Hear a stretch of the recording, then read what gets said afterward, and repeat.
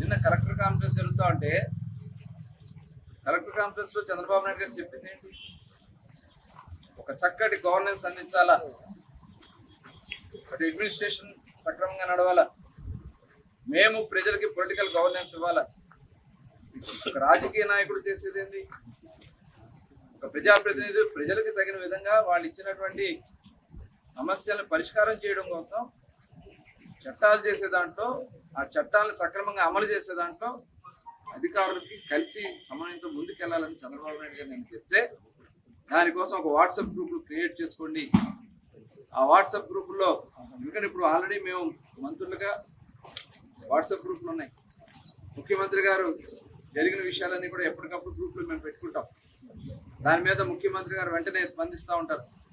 ఈ రకంగా అధికారులందరూ కూడా వాట్సాప్ గ్రూప్ క్రియేట్ చేసుకుని ప్రజలకి చేరువగా పరిపాలన చేయమని చెప్తే ఇవాళ దాన్ని కూడా వక్రీకరిస్తుంది. అసలు వీళ్ళకి ఆలోచన లేవు. వీళ్ళకి ఎంతసేపు అంటే వక్రబుద్ధి. వాళ్ళకిలాగా వాట్సాప్ గ్రూపుల్ని ఏ రకంగా వాళ్ళు వాడుకుంటారో గత ప్రభుత్వంలో చూసాం కదా. ఆయన ఒక ఎంపీ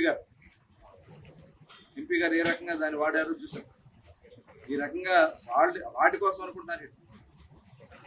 ముఖ్యమంత్రి గారు చెప్పింది వాళ్ళ పెద్ద పెద్ద సంస్థలే వాళ్ళకు ఉన్నటువంటి మొత్తం ఎంప్లాయీస్ని ఆ గ్రూప్లో పెట్టుకుని అందరూ కూడా అప్రమత్తం చేసుకుంటూ ముందుకెళ్ళారు. రేపు గవర్నెన్స్ ప్రజలకు ఇచ్చే విషయంలో కూడా గ్రూప్స్ క్రియేట్ చేసుకోమని చెప్పిన దానికి తప్పుదారి పట్టిస్తాం. ఎస్, మేము పొలిటికల్ గవర్నెన్స్ ఇవ్వబోతాం. ప్రజలకి కావాల్సినటువంటి పరిపాలన అందించడానికి మేము సిద్ధంగా ఉన్నాం ఇవాళ. ఎందుకంటే ప్రజా సమస్యలు తెలుసుకోగలిగింది ప్రజాప్రతినిధులకు తెలుసు. గ్రౌండ్ లెవెల్ వాళ్ళు ఉంటారు.